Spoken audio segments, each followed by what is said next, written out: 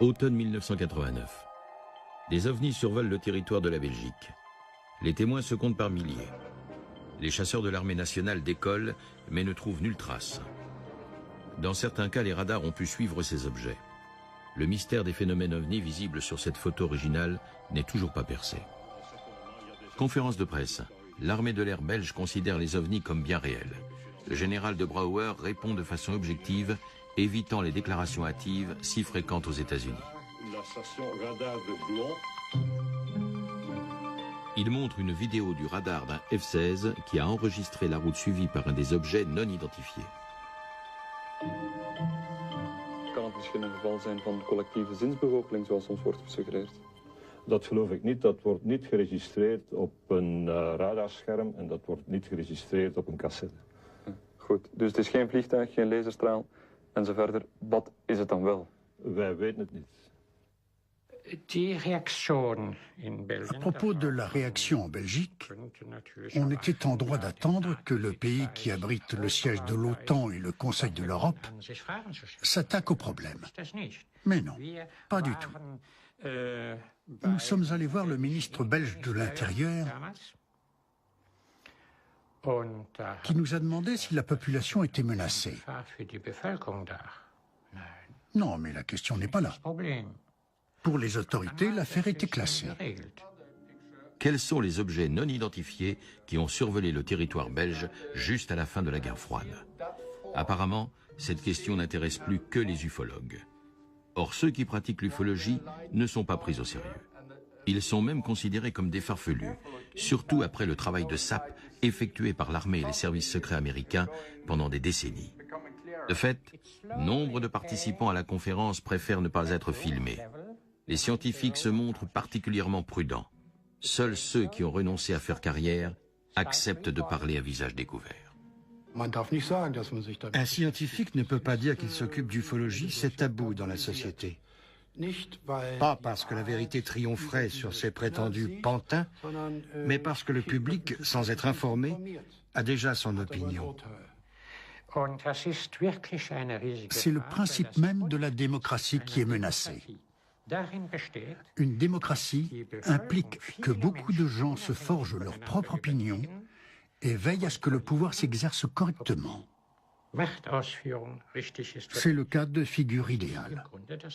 Encore faut-il que la population soit correctement informée. C'est justement ce que certains veulent empêcher. Cette évolution est très sournoise.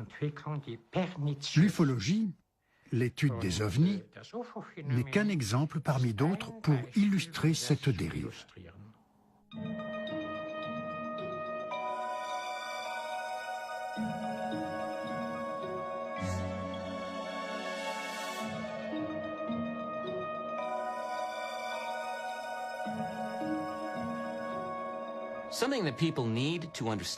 Les gens doivent comprendre que les apparitions d'ovnis ne sont pas un problème scientifique abstrait.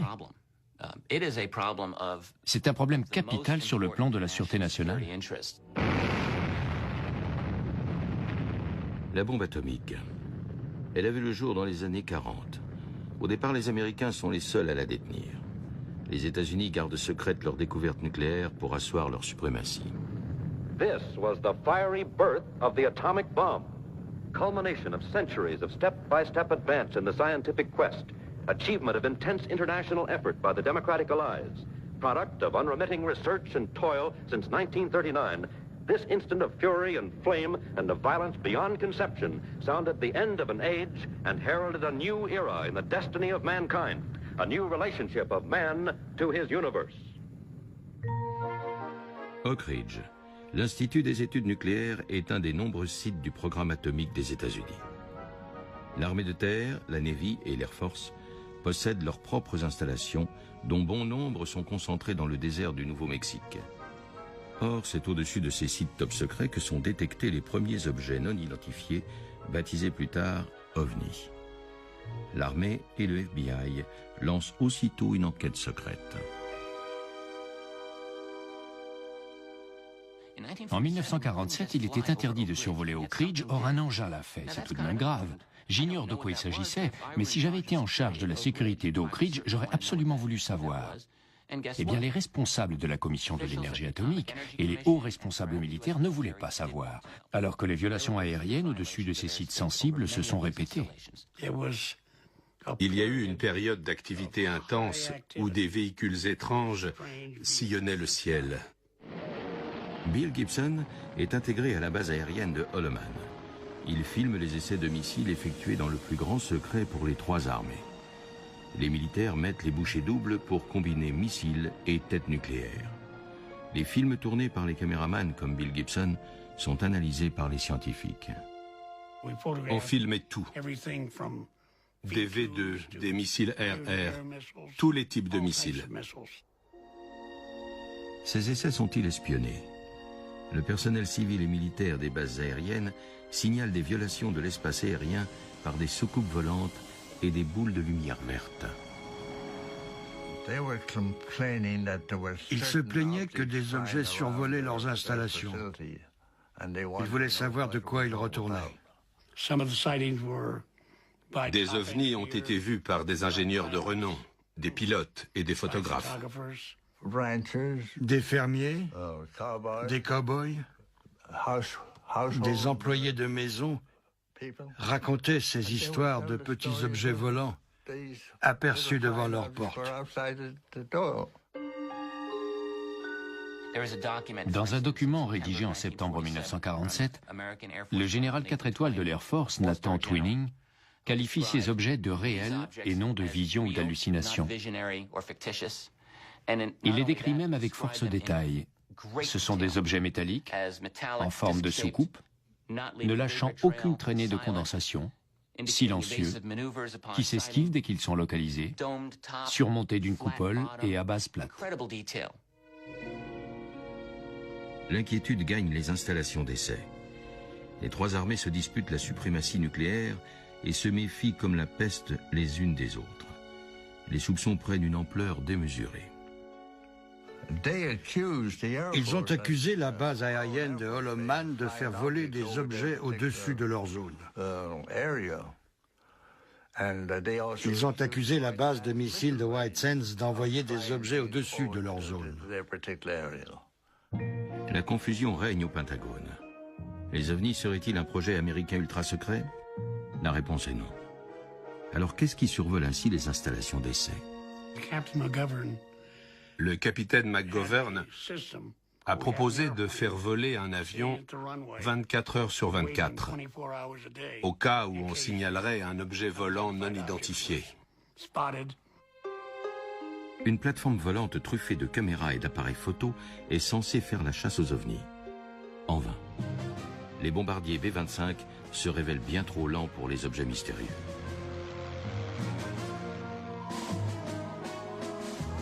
La routine à leur bord est ennuyeuse.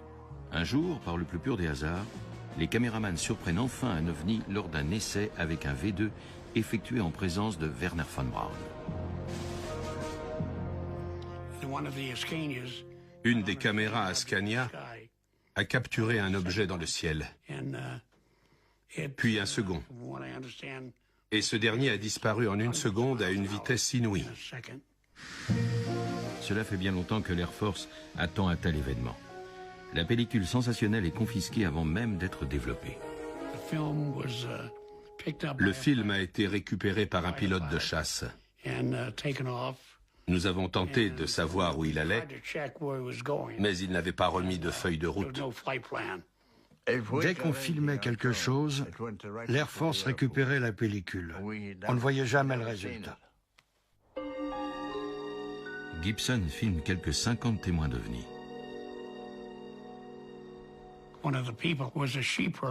L'un d'eux était un berger. Il ne parlait pas un mot d'anglais. Mais le dessin qu'il a fait de l'objet non identifié qu'il a vu ressemblait très fort à l'objet filmé au-dessus de la base de White Sands. La base aérienne de Wright-Patterson est le quartier général de l'Air Force. On y centralise tout le matériel recueilli sur les ovnis. Les archives sont gigantesques. Mais tous les films d'ovnis et des observations d'ovnis ont disparu. Tout ce que j'ai eu comme explication, c'est que ce genre d'informations avait été détruite pour faire place à de nouvelles archives. On en pense ce qu'on veut, mais c'est plausible. Si les hauts responsables ont estimé que les ovnis ne constituaient pas un problème, je comprends qu'ils aient jeté ce matériel. Mais j'ignore s'ils l'ont vraiment fait. La nature des documents que l'Air Force a jugé bon de conserver a de quoi surprendre. Sous la rubrique OVNI, hormis ce témoignage ornithologique, les archives de l'armée de l'air américaine contiennent des prises de vue qui n'ont rien de spectaculaire. Engins en tout genre, traînées de condensation et autres bric-à-brac. Honni soit qui mal y pense.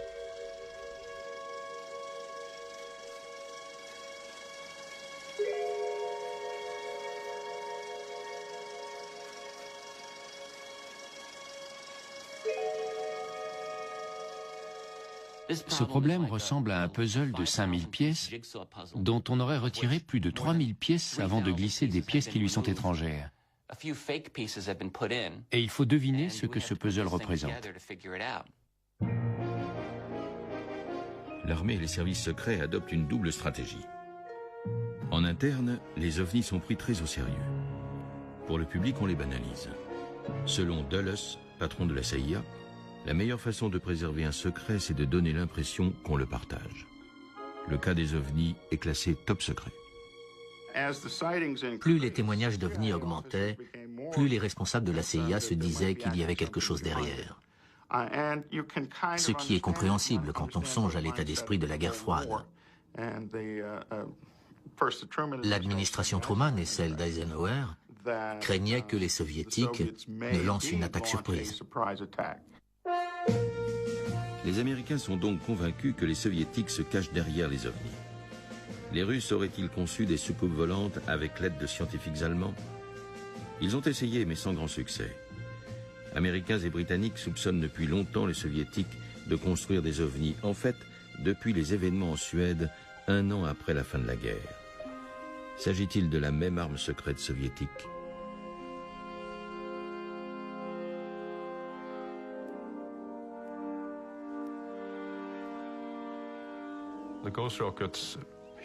Les fusées fantômes ont frappé la Suède durant le printemps 1946. Le phénomène a culminé au milieu de l'été 1946, ce qui n'a pas manqué d'attirer l'attention de l'armée. À partir de là, il y a eu quantité de rapports sur des objets en forme de cigare, dépourvus d'ailes ou pourvus d'ailettes, dont bon nombre se sont écrasés dans les lacs à travers la Suède, la Finlande et la Norvège. Les fusées fantômes ont fini par s'appeler OVNI. Beaucoup d'observations de l'époque concernent des météorites, comme sur la seule photo de fusée fantôme.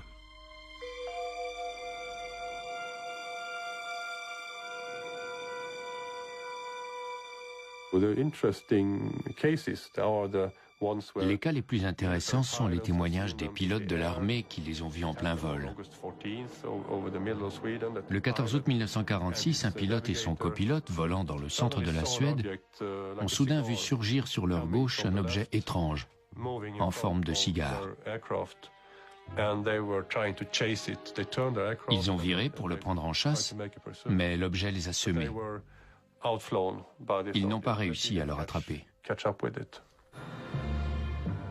Des fusées mystérieuses qui supplantent les avions de chasse, l'armée suédoise est aux aguets et elle n'est pas la seule. Les fusées fantômes sont prises très au sérieux et font la une des journaux durant plusieurs semaines aux États-Unis.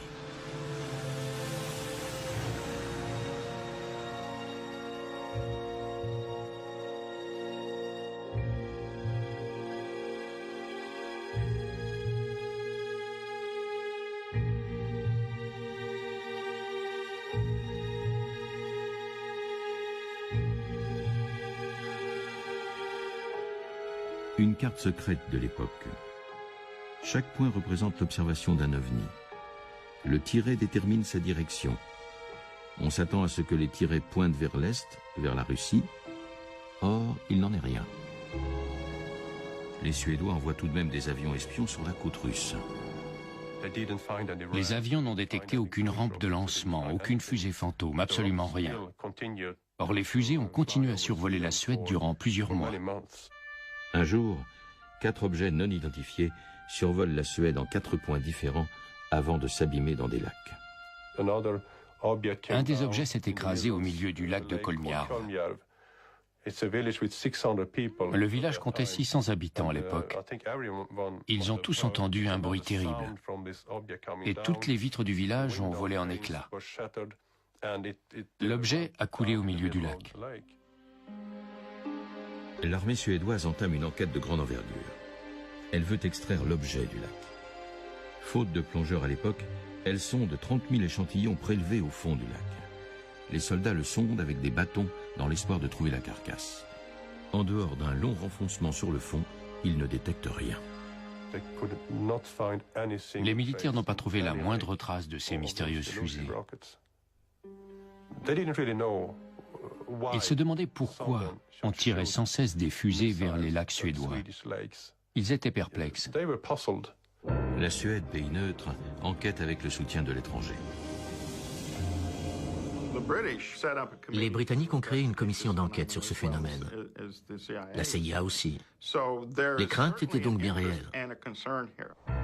Durant cette période, la Suède reçoit nombre d'invités haut placés. Le général américain David Sarnoff, expert radio, le héros de guerre britannique Douglas Bader et le général américain Jimmy Doolittle, ce dernier officiellement en visite en tant que vice-président de Shell. Durant la Seconde Guerre mondiale, il avait enquêté sur les boules de lumière qui suivaient les bombardiers américains au-dessus de l'Allemagne et du Japon. Jimmy Doolittle est-il venu enquêter sur les ovnis? Il travaillait pour les services secrets. En 1954, il a notamment écrit un rapport pour Eisenhower sur l'organisation et l'efficacité de la CIA.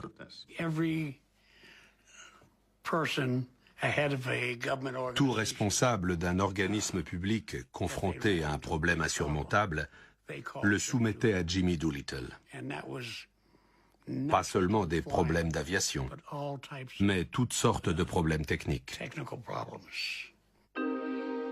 Washington est convaincu que ce sont les soviétiques qui envoient les fusées fantômes. Ce sont ceux qui ne croient pas aux ovnis qui sont ridicules. Extrait de cet article.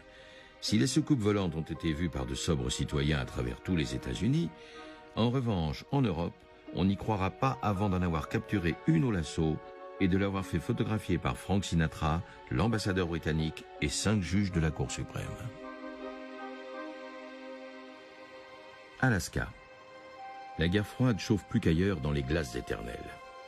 Dans l'Arctique, les superpuissances s'observent à courte distance. Si les soviétiques attaquent par les airs, ils le feront par le chemin le plus court, via le pôle Nord. L'état-major américain est convaincu que la plupart des ovnis arrivent du pôle Nord. Sont-ils les précurseurs d'une attaque imminente? La CIA pense quant à elle que les ovnis servent à saturer le système radar des États-Unis afin de paralyser sa défense aérienne.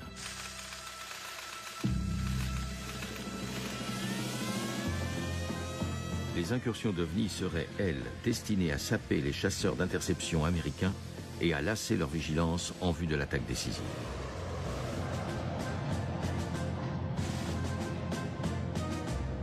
Peut-être les Russes cherchent-ils à provoquer la panique générale dans la population et l'armée américaine. Un événement comparable s'était produit en 1938. Avec sa pièce radiophonique géniale sur l'invasion fictive des Martiens, Orson Welles avait provoqué une panique collective sans précédent aux États-Unis. Wait a minute, something's happening. Humped shape is rising out of the pit. I can make out a small beam of light against a mirror. What's that? There's a jet of flame springing from that mirror and it leaps right at the advancing men. It strikes them head on. Oh, Lord, they're turning into flames. Now the whole field's caught up by the woods, the barns, the gas tanks of the automobiles spreading everywhere. L'émission est une véritable leçon sur la puissance évocatrice des médias. L'événement fait date et bouleverse le monde.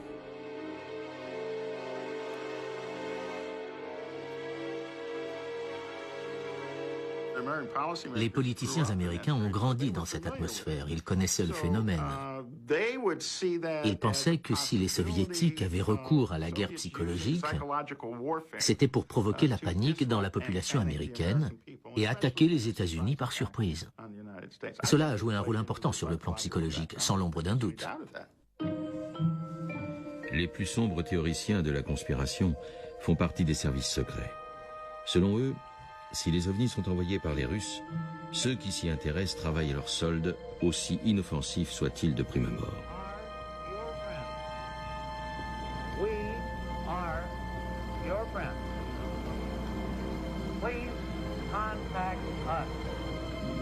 Les groupes d'ufologues qui voient le jour sont-ils constitués de communistes? Les ovnis participent-ils d'une conspiration? Les soviétiques ont-ils mis au point une tactique d'infiltration très subtile dans l'objectif d'envahir les États-Unis?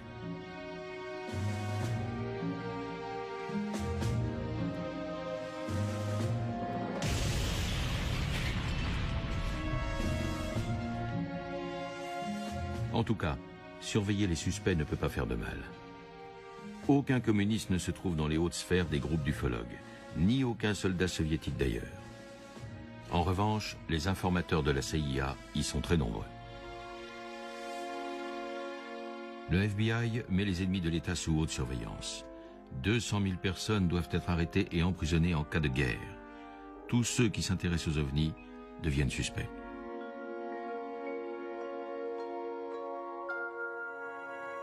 « 1952.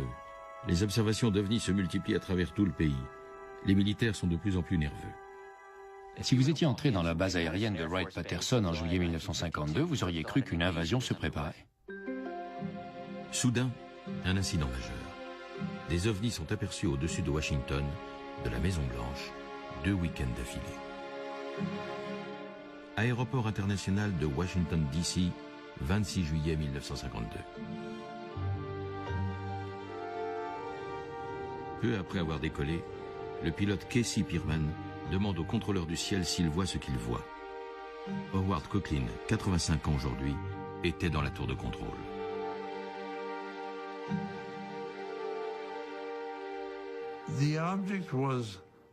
L'objet était plat à sa base, arrondi au sommet et entouré de lampes.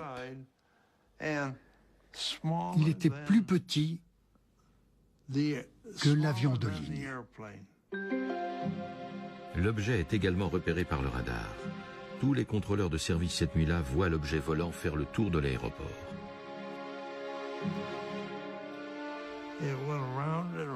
Il a fait plusieurs tours, puis il s'est arrêté ici.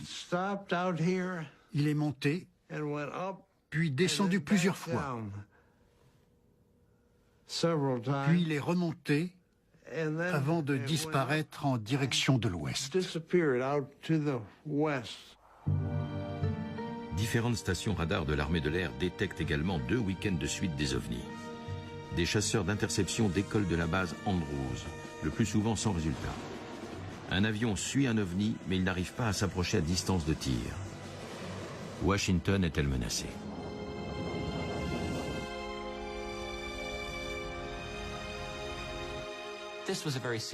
Ça n'était pas une mince affaire. Les ovnis n'étaient pas plus spectaculaires que d'autres ovnis aperçus par des militaires, mais ils étaient apparus au-dessus de la Maison-Blanche. Les ovnis ont causé une immense inquiétude à la Maison-Blanche et au président Truman,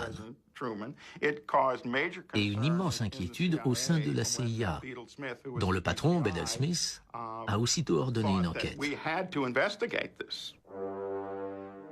Les ovnis font la une de la presse alarmiste.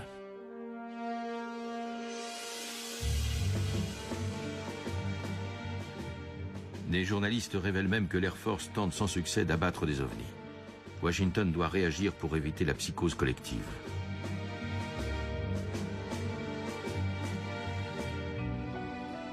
L'Air Force organise la plus grande conférence de presse depuis la Seconde Guerre mondiale.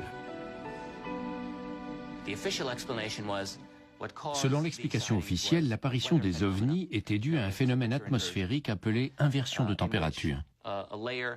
Une couche d'air froid se trouvant entre 2 couches d'air chaud, provoquant un écho radar qui trompait les techniciens. J'ai expliqué que ce que nous avions vu n'était pas dû à une inversion de température,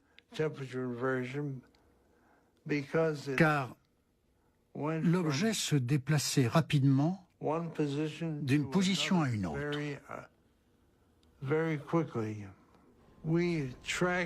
En pistant l'objet sur l'écran radar, nous avons calculé que sa vitesse était de 1600 km/h. Le problème, c'est que le personnel affecté au radar connaissait parfaitement le phénomène d'inversion de température. Tous ont dit que ça ne pouvait pas être ça, qu'il s'agissait d'objets solides. Mais bien entendu, ces techniciens n'ont pas été invités à la conférence de presse. La conférence de presse de dédramatisation est confiée au colonel John Sanford, chef des services secrets de l'Air Force. Il mène sa mission à bien. En 1956, il sera nommé patron de la National Security Agency. We have received and analyzed between 1 and 2,000 reports that have come to us from all kinds of sources. Of this great mass of reports, we have been able adequately to explain the great bulk of them, explain them to our own satisfaction. We've been able to explain them as hoaxes, as erroneously identified friendly aircraft, as meteorological or electronic phenomena, or as light aberrations. La presse annonce qu'aucune menace n'est à craindre. La CIA confirme en mettant en scène la commission Robertson qui réunit plusieurs scientifiques. Ils sont censés définir la ligne de conduite en matière d'OVNI. Aucune observation ne sera plus prise au sérieux afin d'éviter au maximum tout risque de panique collective. La commission Robertson est restée pendant 12 heures en réunion. Aujourd'hui, nous savons que le rapport n'a pas été rédigé par un des membres de la commission Robertson.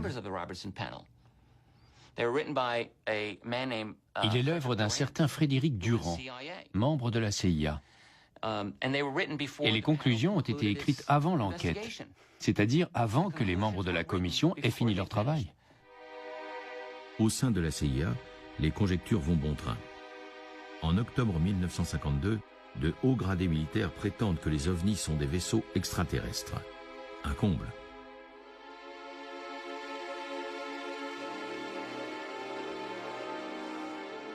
Comment se fait-il que la presse se soit montrée si complaisante par rapport à la version officielle du Pentagone? Il est incontestable que les plus grands médias américains ont étroitement collaboré avec les principaux services secrets. C'est un fait, en particulier avec la CIA. C'était particulièrement vrai dans les années 40, 50 et 60. Nous savons que la CIA a incité 400 journalistes à travailler pour elle à l'insu de tous. Nous parlons de journalistes occupant des postes à la chaîne CBS, au New York Times et au Washington Post, dans les médias les plus importants. Cela signifie-t-il que la CIA contrôlait toutes les nouvelles qui sortaient aux États-Unis? Eh bien non, pas nécessairement. Cela signifie-t-il que la CIA était capable d'influer de façon décisive sur les nouvelles rendues publiques? La réponse est oui, indubitablement. Je pense qu'ils ont un peu géré l'information, je ne le nie pas. Les responsables craignaient que la population panique davantage en apprenant que la CIA s'en mêlait. La CIA a donc tout fait pour que les Américains ne soient pas au courant de son implication. Ce n'est pas tout. Les ovnis, ou soucoupes volantes, comme on disait alors, héritent d'une nouvelle image. Exit la menace rouge et bonjour le ridicule. La presse à sensation, le petit peuple, les enfants s'en emparent. N'empêche que la vigilance ne se relâche pas. Le 4 octobre 1955, un sénateur américain en voyage en Union soviétique a aperçu un ovni. C'était le sénateur Richard Russell. I am certain that I can carry every one of the southern and border states against General Eisenhower, and he has considerable strength in that area against almost any other Democratic candidate. Richard Russell est un des hommes les plus puissants de Washington. Responsable de la commission militaire au Congrès, il est un des candidats démocrates à la présidence dont le gagnant sera opposé au général Eisenhower. Russie 1955. Richard Russell est en mission diplomatique avec 2 accompagnateurs américains. Il voyage en train et ne trouve pas le sommeil. Il regarde par la fenêtre. Russell a vu un objet s'élever, s'arrêter, puis partir. Il ressemblait à une soucoupe volante. Il était rond. Il a pu différencier plusieurs couches de l'OVNI. Il a appelé ses deux accompagnateurs alors que l'objet avait disparu. Les trois hommes ont vu un second objet s'élever et partir comme le premier. 2 ans plus tard, l'affaire parvient à la presse.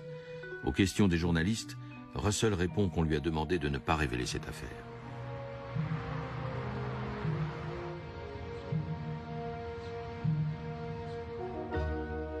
Au milieu des années 80, les ufologues obtiennent de la justice que le dossier de la CIA soit rendu public. Il était convaincu d'avoir vu un ovni. Ça a aussitôt déclenché l'alarme à la CIA, comme vous pouvez l'imaginer. Les agents ont interrogé le sénateur Russell et d'après sa description, ils ont déterminé que Russell n'avait pas vu un ovni ou une arme secrète, mais bien un avion de chasse traditionnel décollant à la verticale. L'explication officielle de la CIA, c'est que Russell avait confondu un avion russe décollant à un angle ultra vertical avec un ovni. Mais quand on lit la déposition du sénateur, ça ne colle pas. Les deux explications ne cadrent pas. Russell parle clairement d'un vaisseau en forme de soucoupe. Comment interpréter les conclusions officielles de la CIA au vu de la déposition de Russell? Bonne question, mais je ne connais pas la réponse. On est en droit de s'inquiéter en examinant à fond ce dossier. Ou bien les soviétiques voyaient eux aussi des ovnis, ou bien ils fabriquaient des ovnis. Bien sûr que la CIA était très inquiète de ce qui se tramait en Union soviétique, d'autant que les témoignages d'ovnis continuaient d'affluer, alors qu'il n'y en avait nulle trace dans la presse soviétique. La CIA a fini par se dire que le gouvernement soviétique développait un avion secret ou une arme secrète et qu'il interdisait tout article sur les ovnis. Les décideurs politiques aux États-Unis étaient très inquiets. En effet, les Russes tentent de construire des engins volants en forme de disque. Les premiers d'après des plans allemands datant de la Seconde Guerre mondiale, ensuite des créations russes. Rien n'a jamais été publié sur ces essais. On en connaît très peu de choses. Cet engin volant qui semble être un dirigeable date des années 70.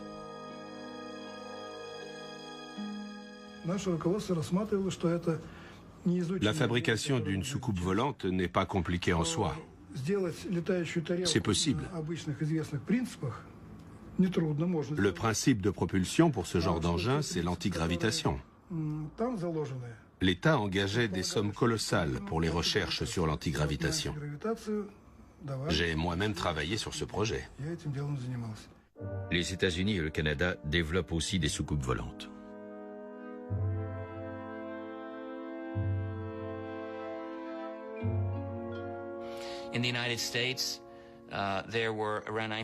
En 1955-1956, des articles sont apparus dans la presse américaine selon lesquels on procédait à des recherches sur l'antigravitation.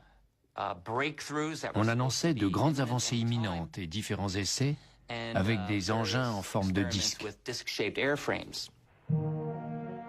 L'entreprise canadienne Avro crée l'Avrocar pour le compte de l'Air Force. Il s'agit d'une soucoupe volante. L'appareil fait un bide. L'Avrocar n'arrive pas à s'élever à plus de 2 mètres du sol. Cet aéroglisseur de qualité médiocre est terriblement instable en suspension. Après quelques essais, l'unique exemplaire est aussitôt envoyé au musée.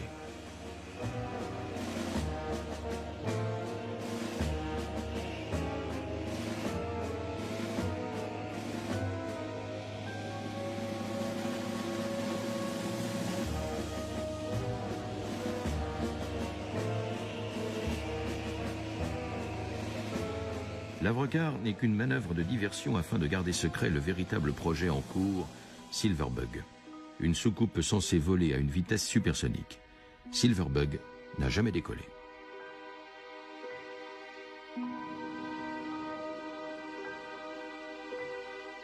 Certains ovnis sont toutefois d'origine bien terrienne.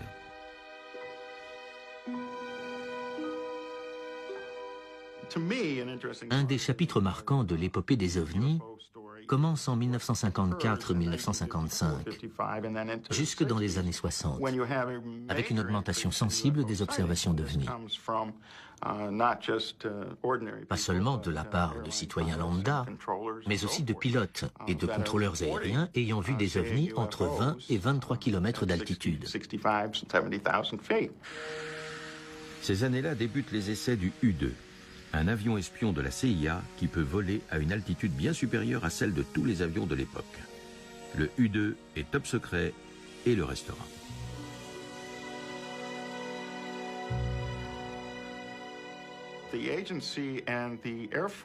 La CIA et l'Air Force avaient constitué des équipes baptisées Blue Book, chargées d'interroger les pilotes et les contrôleurs aériens et de leur expliquer qu'ils n'avaient pas vu un ovni, mais qu'ils avaient assisté à un phénomène naturel.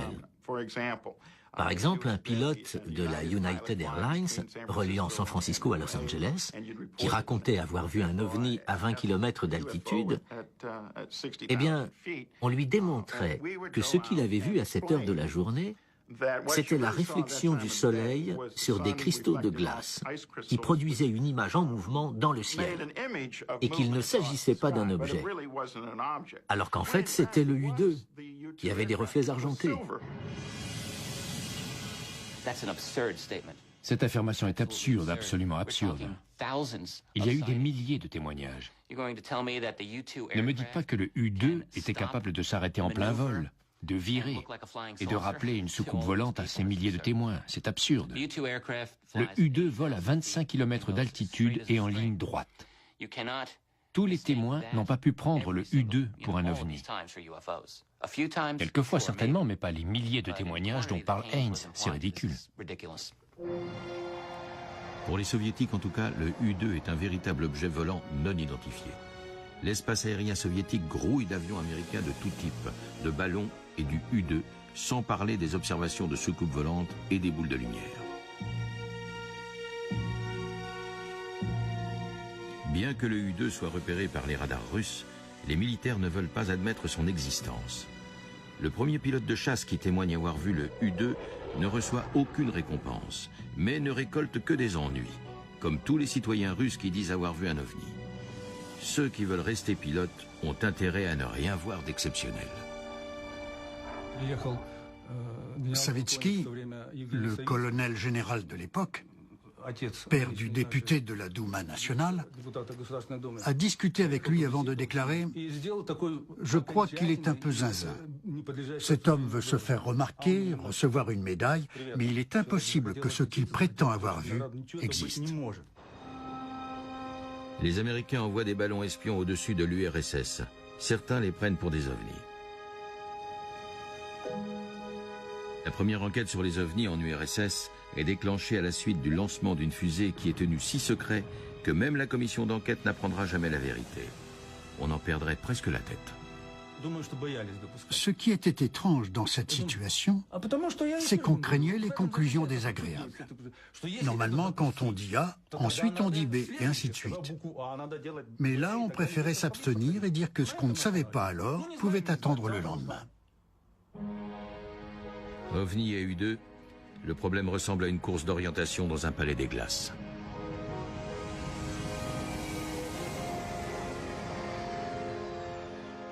Le U-2 était un avion crucial qui donnait un net avantage aux États-Unis sur l'Union soviétique durant la guerre froide.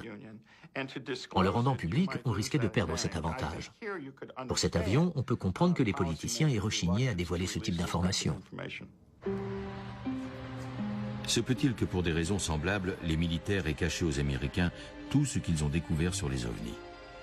Ont-ils d'ailleurs découvert quoi que ce soit? Le gouvernement américain ment-il à ses citoyens uniquement pour leur bien?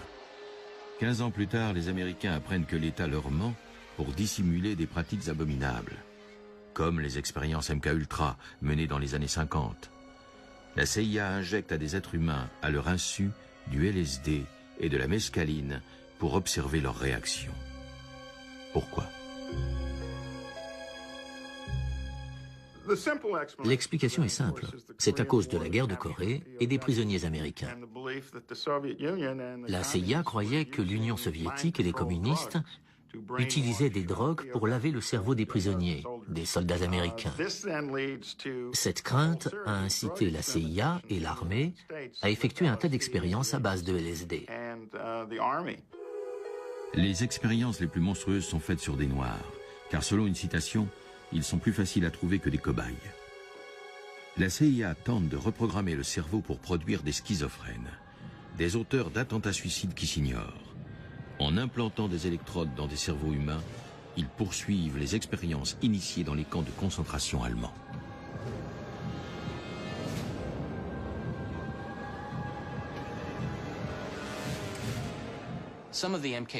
Dans certaines expériences du programme MK-Ultra, les sujets étaient enfermés dans une pièce sombre où aucun bruit ne filtrait.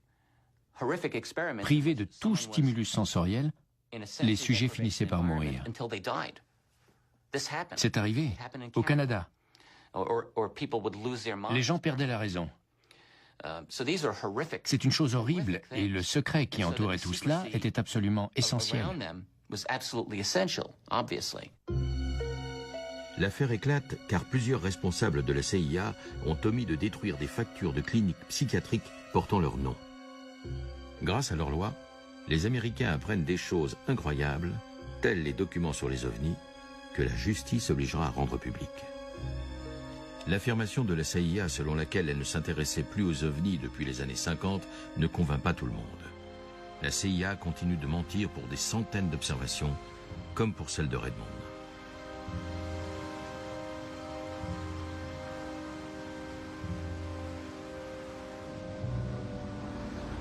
Septembre 1955, à Redmond, dans l'Oregon. Le policier local Robert Dickerson aperçoit durant son service nocturne une lumière étrange dans le ciel. Là-bas, j'ai vu une lumière forte qui descendait. J'ai même cru que l'objet allait s'écraser au sol. J'ignorais ce que c'était. La longueur de l'objet était supérieure à sa hauteur. Il ressemblait à un ballon de rugby, il était brillant, il fumait comme s'il était chaud. Il changeait légèrement de couleur. Dickerson se rend aussitôt à l'aéroport. Il y trouve le contrôleur aérien Laverne Wirtz. Vu de côté, l'objet ressemblait, comment dire, comme si on prenait deux soucoupes et qu'on les collait l'une sur l'autre par le côté concave, en laissant un espace entre elles. Voilà la forme de l'objet. Je me souviens aussi des lampes faisant le tour de l'objet. Elles changeaient de couleur, passant de l'orange à une sorte de jaune. Et comme Bob l'a dit, l'objet brillait et il fumait comme s'il était chaud. L'objet est également repéré par un technicien radar qui alerte aussitôt l'armée de l'air.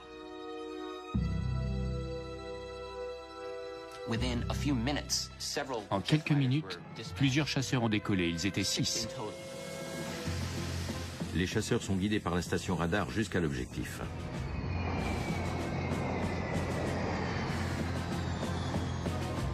Les pilotes distinguent eux-mêmes l'OVNI sur leur écran.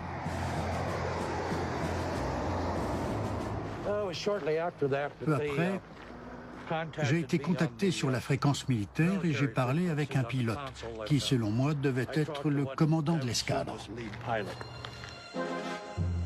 2 pilotes au moins voient l'OVNI. Les chasseurs volent en direction de l'objet au petit matin.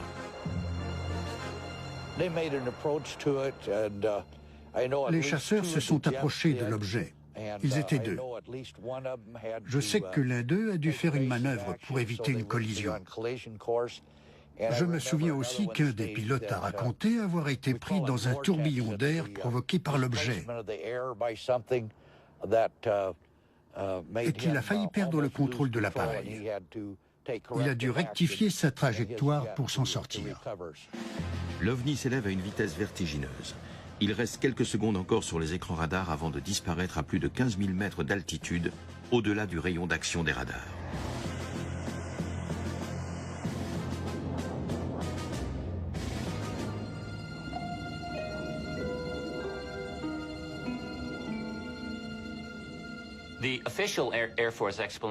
La première explication officielle de l'Air Force, c'est que les pilotes avaient décollé pour une fausse alerte à cause d'un faux retour radar. Rien de plus.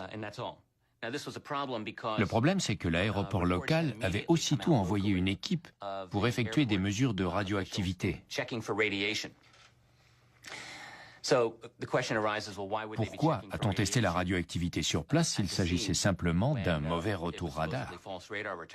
Explication suivante de l'Air Force, Wirtz et Dickerson ont vu un ballon météorologique. Ils ont prétendu qu'il s'agissait d'un ballon météorologique. Je crois que tout le monde sait à quoi ressemble ce genre de ballon. Ils sont gonflés à l'hélium, ils montent et évoluent au gré du vent. Ils ne peuvent pas monter puis descendre et évoluer latéralement. Un supérieur inconnu de Laverne Wirtz, issu de l'aviation civile, est tellement furieux qu'il envoie tous les procès-verbaux de l'affaire à un groupe d'ufologues. Confronté à ces données, l'Air Force a réprimandé la Direction générale de l'aviation civile pour avoir diffusé des informations erronées. Ensuite, ces responsables ont dit que ce que les témoins avaient vu, c'était la planète Vénus. L'Air Force a tout fait pour banaliser l'affaire. On nous a fait passer pour des idiots, pour des incompétents qui disaient n'importe quoi. L'affaire ne fait plus que la une des journaux régionaux. Les journalistes sérieux se désintéressent désormais des ovnis. À Washington, les services de sécurité s'attachent à écarter systématiquement les ovnis du domaine public. Il s'agit désormais de mettre officiellement fin à toute enquête de l'État. Dans les années 60, les autorités commandent le rapport Condon dans lequel des scientifiques donnent leur avis sur les ovnis.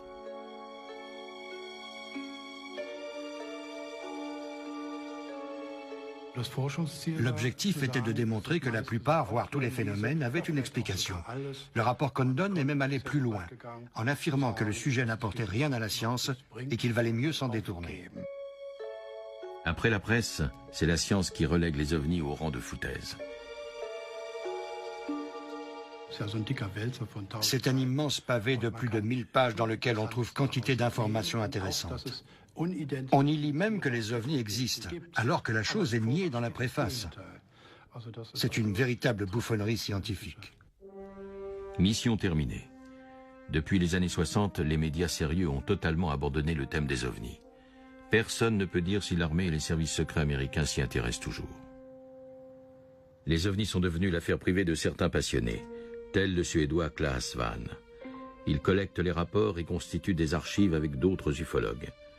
Son travail est si sérieux qu'il jouit d'une excellente réputation en Scandinavie, même auprès de l'armée suédoise.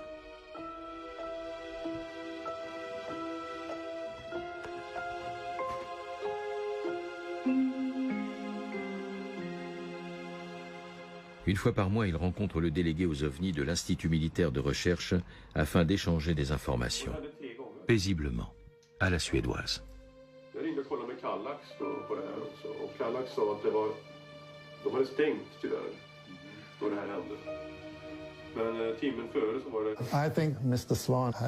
Monsieur Svahn et moi partageons la même vision scientifique des choses.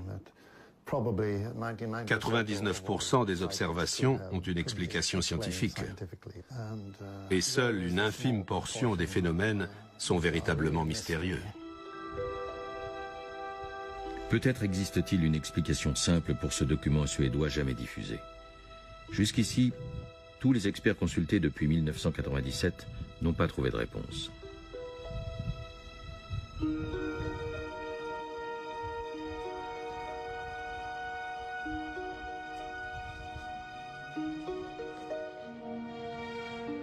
Esdalen, en Norvège. Ici, les témoignages d'ovnis étaient si nombreux que des scientifiques privés ont fini par installer une caméra automatique. Elle a déjà fourni quelques documents intéressants qui ont démontré que les phénomènes lumineux sont dus à des champs électromagnétiques très puissants.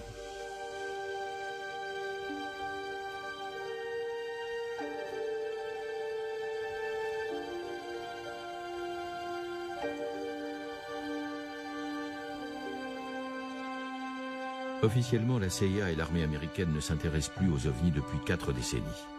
Mais est-ce bien vrai? Dans les années 90, des ufologues ont réussi à obtenir la copie d'un rapport sur un étrange combat aérien entre un chasseur iranien et un ovni au-dessus de Téhéran en 1976. Les documents donnent même la liste des destinataires, parmi lesquels le ministre des Affaires étrangères Henry Kissinger, la CIA, la NSA, le chef de l'armée de l'air et la Maison-Blanche. Les pilotes civils et militaires ont signalé pas moins de 3400 ovnis.